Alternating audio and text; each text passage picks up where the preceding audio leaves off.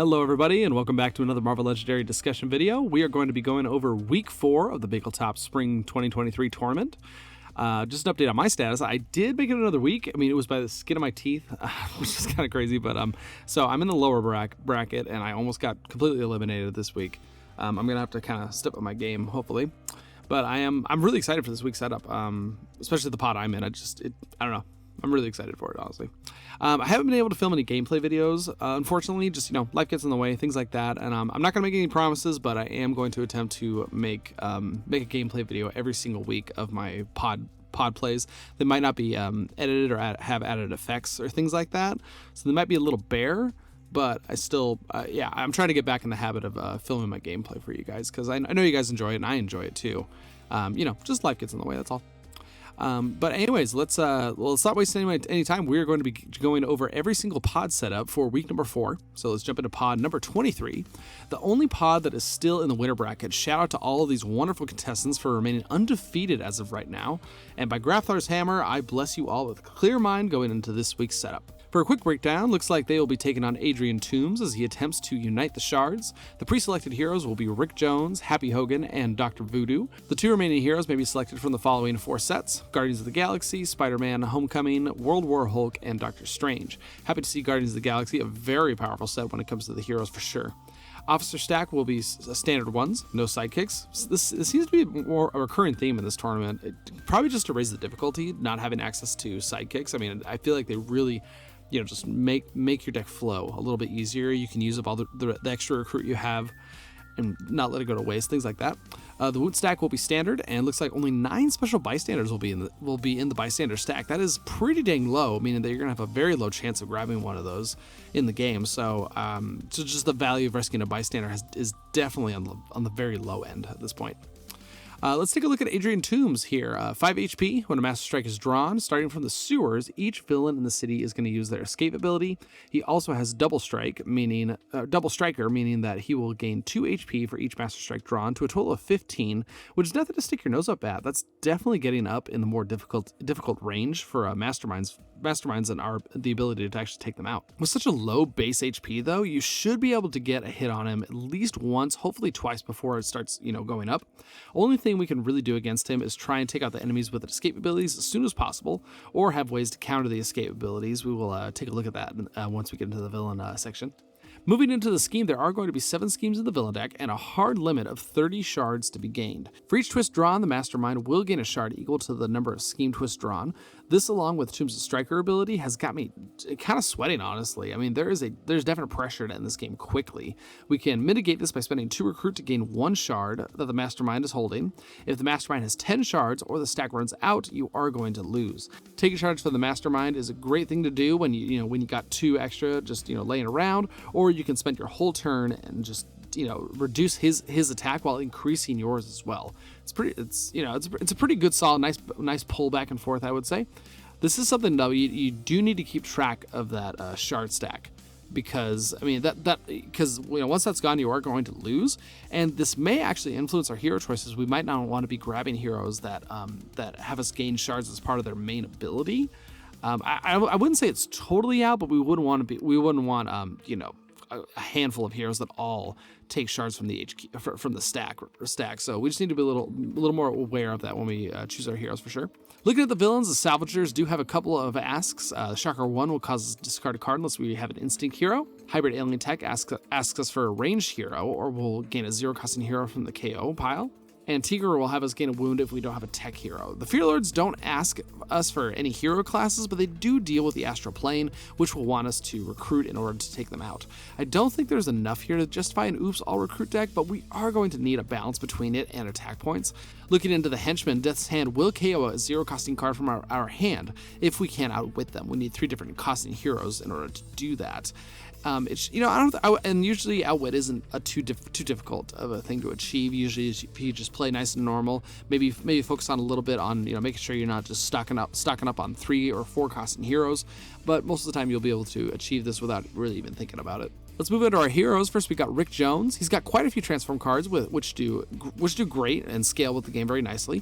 He doesn't ask a lot of us, which is good. Hacktivist is the only one with a hard ask. A tech card, which will let us draw the top card of our deck if it is a shield hero, meaning he can draw his own cards so far, and his the agents and the soldiers as well. Could be a good enough effect that we want to maybe add another shield hero to our pool, possibly. If we want to capitalize on it. That is only one common card in the whole stack, though, that actually deals with that, so might be something we just kind of pass on. He does bring a good spread of classes, gives a good bump against the Ravagers who are asking for specific hero classes. They kind of cover those spaces. Overall, I do like him. I think he's a pretty enjoyable hero to play. Next up is Happy Hogan, who does make good use of the coordinate ability. There is a little bit of tension with Watchful Eye. It asks us for an Instinct hero, which we have a decent amount of already, which is good. It does give us Danger Sense 2, and we can KO the Master Strike that we reveal. While it is generally good to do this, it still increases the HP of Adrian Toombs.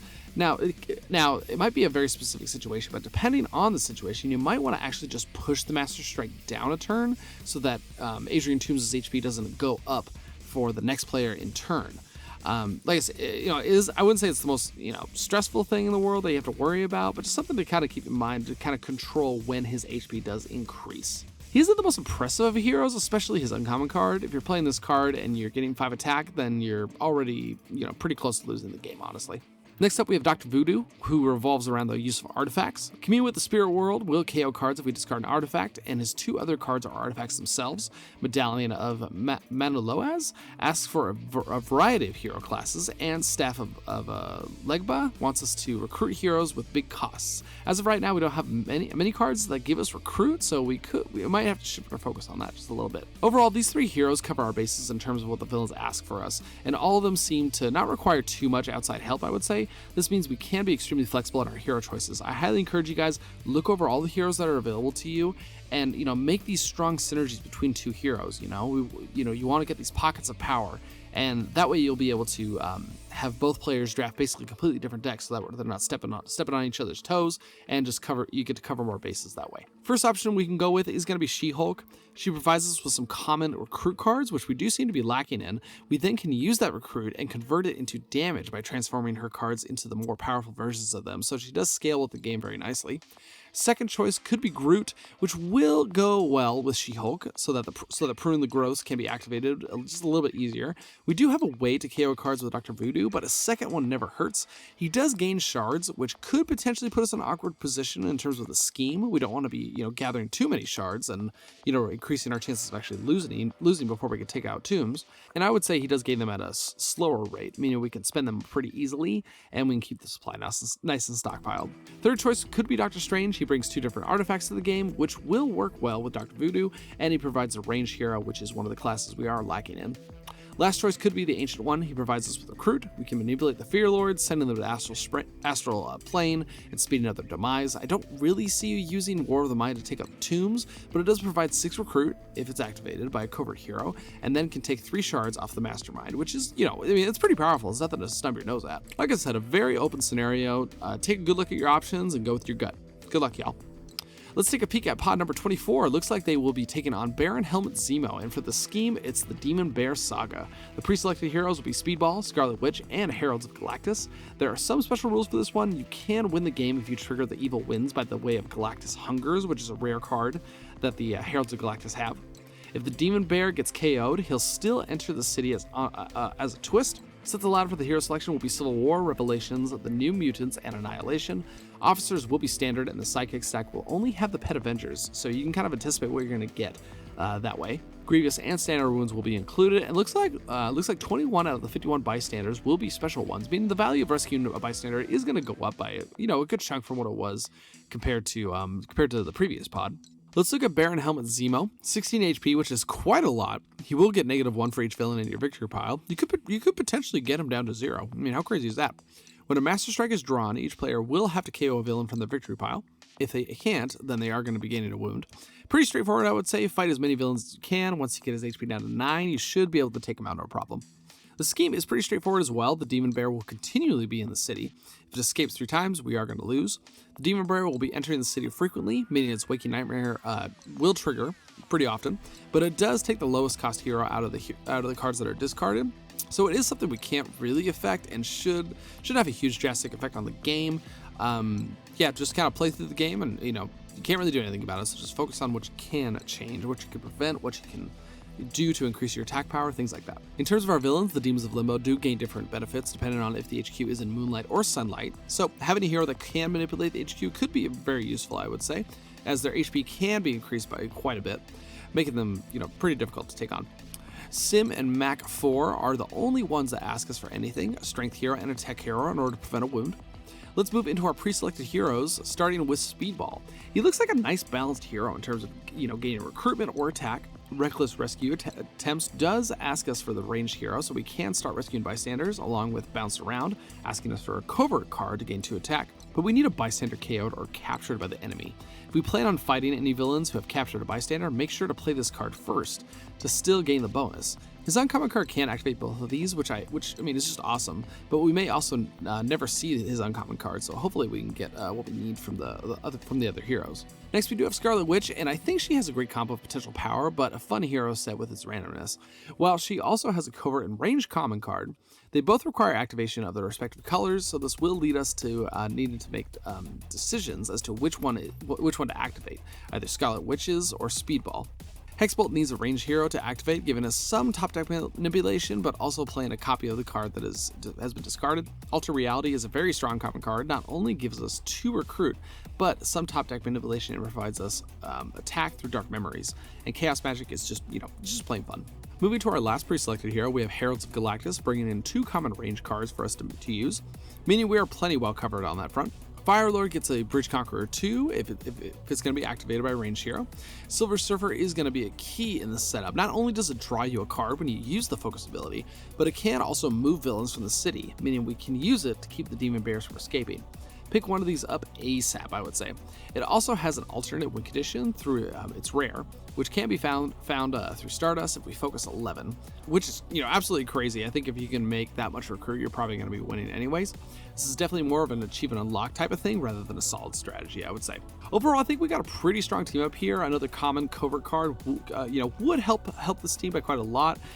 Maybe some top deck manipulation to bump up Scarlet Witch's card. A strength and a tech card wouldn't hurt, but to prevent some wounds from the enemy as well. First up here, we have Cloak and Dagger. Our team is consistent of ranged and covert cards. It could be a good idea to keep it that way.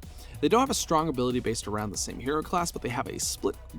All they have is split cards, which adds to the flexibility and can help us activate all the other cards in the game. They also just provide everything we need. Next up is Vision, and he does provide us with another ranged card with an activation, but he also has a tech card that helps us prevent wounds when it pops up. With his phasing ability, he also gives us a little bit of top deck knowledge so that we can take advantage of Scarlet Witch's cards, which would be appropriate. Next is going to be Wiccan. Very similar to Vision, their phasing ability helps us have some top deck manipulation, which is great. It also provides a covert and ranged hero at the common slot. He just does it all, and I would say he's just a very good, solid hero. Lastly, we have Karma, and this is where we can take advantage of keeping our hero pool all the same color. Temporary Possession does let us guess the color of the card on top of the hero deck.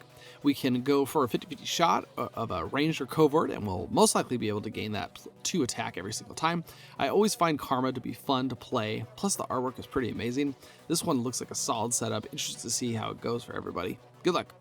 Next up, we do have pod number 25 of my pod, so I do get to kind of double dip here in terms of my research into what heroes I want to be using. Looks like we'll be taking on Taskmaster for the Mastermind and hypnotize every human for the scheme.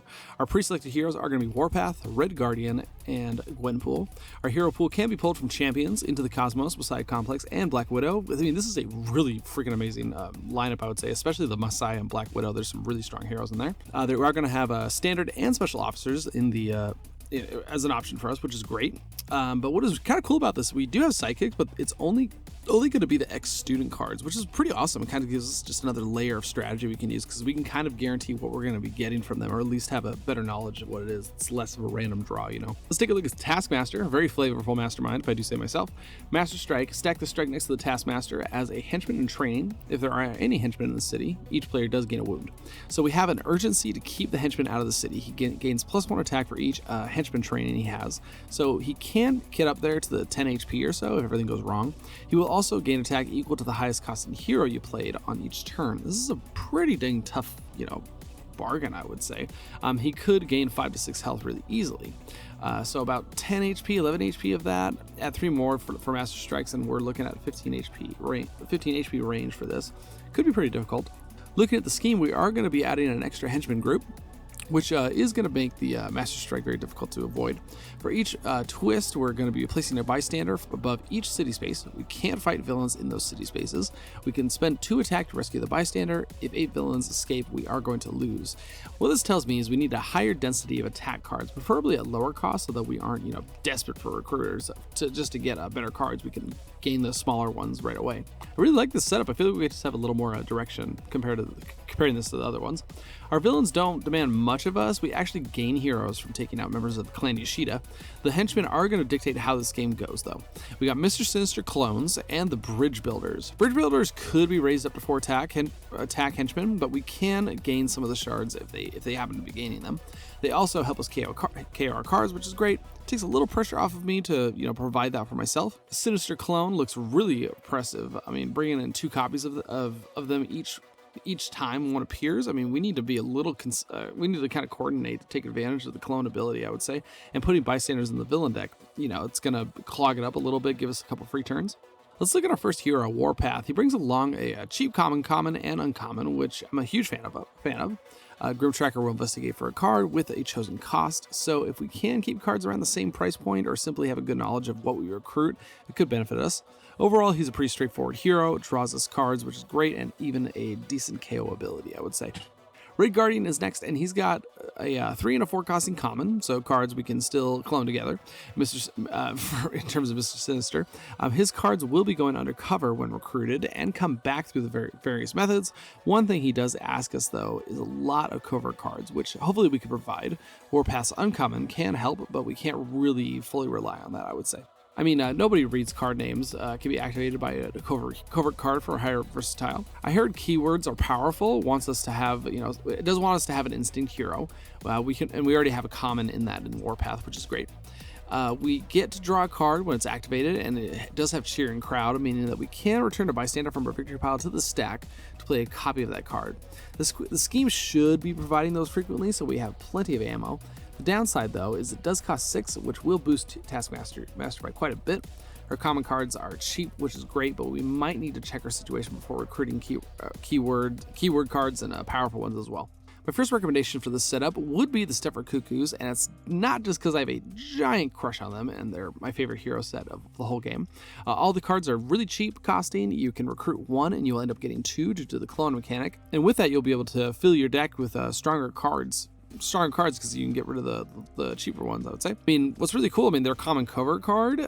You'll actually get up 3 copies of them after fighting a Sinister clone. I mean, how crazy is that? You get, second recommendation is going to be Elena. We already have some common instinct cards to activate Unveil Identity, which is, you know, pretty great. And it can unleash undercover cards as well. Not only her own cards, but also Red Guardian's cards as well. Her uncommon can be dodged away, so we don't actually increase the Mastermind's HP by 6 when we play it, and it will unleash an undercover hero as well. I mean, it's just a really solid fit, I would say. My last recommendation wants us to bring some early attack on cheap cards and benefit from bystanders. It's Nova. Versatile is just an awesome mechanic. We're not too stressed about activating Space Core since we have Gwenpool and the scheme to provide those bystanders for us. Interstellar Hero works great with Cheering Crowd. Overall, he feels like a pretty solid pick for this scenario, I would say. I'm really hyped for this game for sure. I mean, after seeing all the options and, you know, the things I recommended, I'll see you all out on the battlefield. Moving to pod number 26, there are going to be facing off against actually 2 masterminds in a sense, Maximus the Mad and Goblin Underworld Boss. I mean, that could spell a little bit of trouble, but we'll see how it goes. The scheme is Symbiotic Absorption. The pre-selected heroes are Carnage, Medusa, and Daredevil Noir. Sounds like a pretty solid lineup, I would say. The hero pool consists of Secret Wars Volume 2, Noir, Venom, and Realm of Kings. Standard Special Officers and Standard Wounds will be included. The sidekick stack is gonna contain standard ones, and also going to be including just the ex-student sidekicks as well. So no Avengers Pets today and other ones like that. So the split is going to be 38 special bystanders to 68, so we do have a pretty high chance of getting one of those, which is pretty dang good. We're actually going to take a look at the scheme first. So a Symbiotic Absorption, 11 Twists are going to be in the villain deck, and we are going to have a second Drained Mastermind. So we're going to be placing that off to the side, mainly keeping those 4 tactic cards close by, because we're probably going to be needing those. Each twist is going to be placing one of the Drained Mastermind tactics into Maximus cards as well. So we're going to have to hit him multiple times as well. And there's not much we can do about this situation. Best thing would be to choose heroes whose printed attack value is lower. Best thing I would say is we want to have heroes who have an activated ability, which is where we get the bulk of our attacks. We want to have a 1-costing card, but if it's activated, we get like +3, something like that. That way we kind of just a little bit of concealment in that area, I would say. On twist 6, 8, and 10, the scheme will basically act as a Master Strike, so that's going to be going off pretty frequently, I would say. Take a look at the Mastermind. We have Maximus the Mad, 8 HP with the highest Abomination ability, increasing his HP equal to the highest printed attack in the HQ. Each Master Strike will reveal a random tactic he still has and activate its fight effect, which are full of abilities that we can't really prevent, I would say. Our Drained Mastermind will be the Goblin. Looking through his tactics, there isn't much that we can do to avoid these, so we will just have to hold on and pray. Same with the villains, we just can't really come in prepared to either stop their abilities from going off or gaining a benefit from them. We do get some access to some bystanders through Hidden Witnesses, so that could play a very small factor in our hero decisions, but I think this game is really going to come down to our hero team and trying to build the strongest team we can. First hero up is going to be Carnage, and he is pretty straightforward hero. He scales very well with the game, I would say. If you can trigger excessive violence, we can be drawing extra cards or KOing cards as well. Carnivore does scale really well. I mean, it does basically act like an overcosted officer at first, but then, it turns into a very powerful card of just drawing 2 cards. Next hero up is going to be Medusa from the Realm of Kings. She gives a little bit more of a guide on what kind of hero we want. We can use the Throne's Favor to draw cards through Splitting Hairs, extra attack with Queen of the Unhumans, and KOing cards with the Royal Commander. She also asks us for an Instinct Hero trigger and an Inhumans team trigger as well. Carnage does provide us with an Instinct Hero, which is great.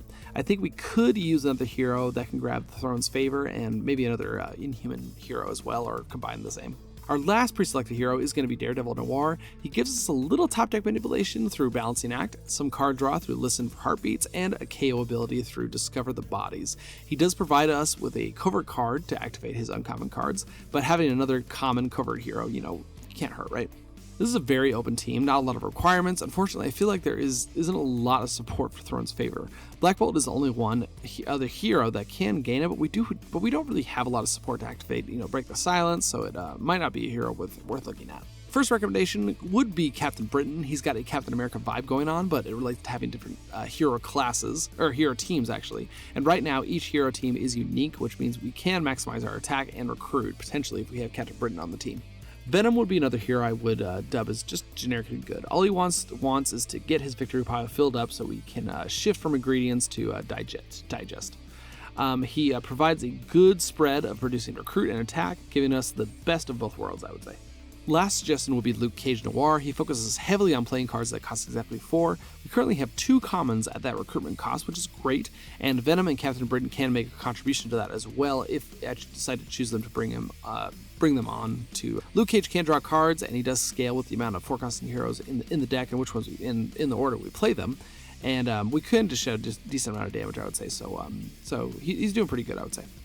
Well, everyone, that does wrap it up for my suggestions for going into week number 4 of the Spring Tournament of 2023. Hope you guys feel just a little bit more prepared for your games. Good luck to everyone. Keep your heads up, and I hope you have a wonderful day.